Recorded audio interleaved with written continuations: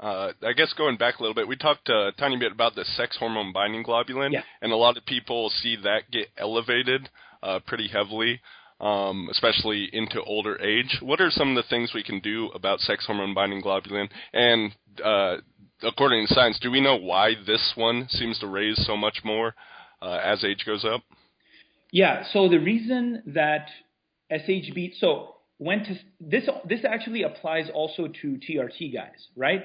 Because a lot of guys who take testosterone injections, and obviously you know that this is like, it's almost ubiquitous now in the world. Any like MD who kind of graduates, doesn't really know what to do. He's like, you know what, I'm just going to open up a testosterone clinic and start injecting people because it's so crazy now. Right? Yeah. I mean, I have 17-year-old guys who are emailing me saying, hey, man, I've been on TRT since a year, and now I have gynecomastia, right, which is man boobs, right? Wow.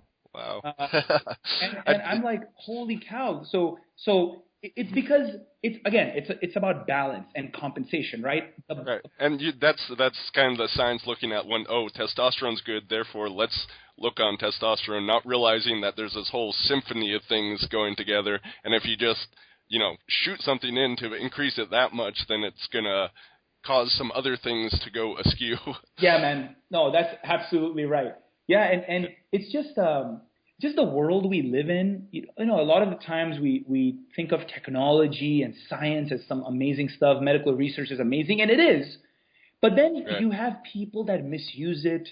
They use it in a win-lose type of way instead of a win-win way. And these are these MDs who just graduate like, I have a clinic now.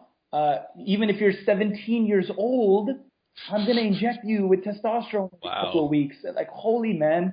It's just like, it's mind-boggling to me. And I don't know what's going to happen 5 years from now, 10 years from now. Yeah. Right?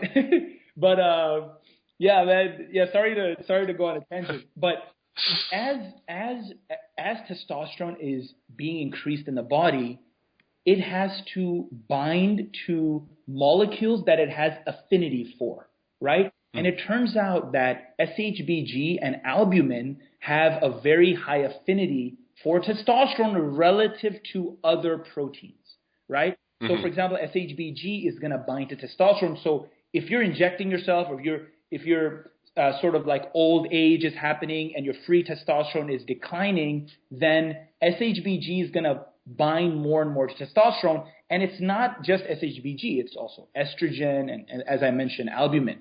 And that is why it's binding, because the affinity, the let's say the attraction, or how much they sort of like each other, is very high for SHBG. That is why it binds to it and not other proteins.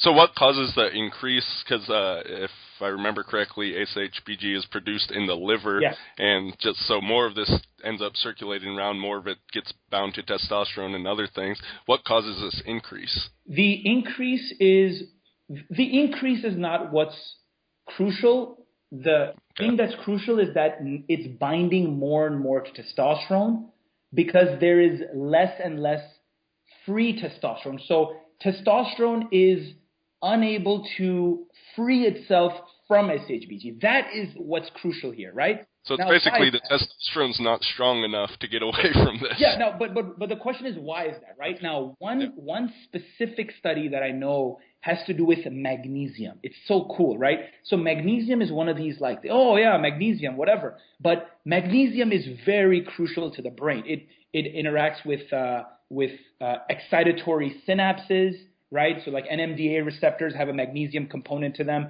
But specifically for testosterone, magnesium, it's called a non-conflicting binding, right? Without any conflict binding to SHBG. So if you have enough magnesium in your body, then magnesium is going to bind to SHBG without any competition, and that will free up testosterone more. So one big reason why testosterone binds more and more to SHBG older in life is because people start deteriorating their own health because they are not taking in enough green vegetables, right? Right. Magnesium's something that I've heard like 90% of people are chronically deficient in. Yes, sir. Yeah. Magnesium, zinc, and vitamin D, man. These three are just like crucial for testosterone. And it's just very deficient, man. I mean, even people in California are deficient. I mean, as you know, you live there, right? People in Florida, Texas, and I'm like, man, I was in Montreal for 10 years. I craved the sun, you know? Yep. So many people have it.